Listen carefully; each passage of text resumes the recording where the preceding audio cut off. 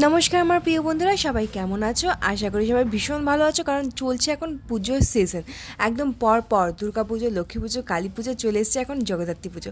তো পুজোর সিজনে সবাই তো একদম ফাটিয়ে মজা করছো। আশা করি সবার ভীষণ ভীষণ ভালো কাটছে পুজো, আর সবাই সেফ থাকো, খুব ভালো করে সমস্ত পুজো এনজয় করো।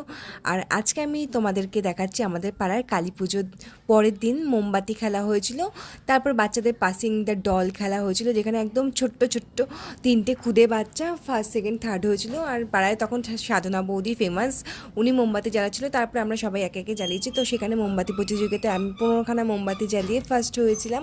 কিন্তু কাউন্টিংয়ে ওদের ভুল ছিল, 14টা গুনেছিল, যাই হোক আমি ফার্স্ট হয়েছি। আর হাঁড়ি ফাটানোর খেলাও শুরু হয়ে গেছে। এই যে পাড়ার আরোহী মিষ্টি বাচ্চা, ও এখন হাঁড়ি ফাটাতে যাচ্ছিলো, ভীষণই ভালো খেলেছে।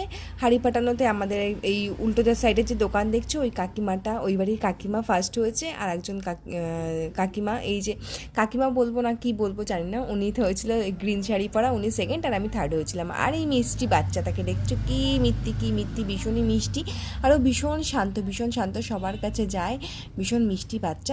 তোমাদের যদি এই ভিডিওটা ভালো লাগে অবশ্যই লাইক, কমেন্ট এবং শেয়ার করো।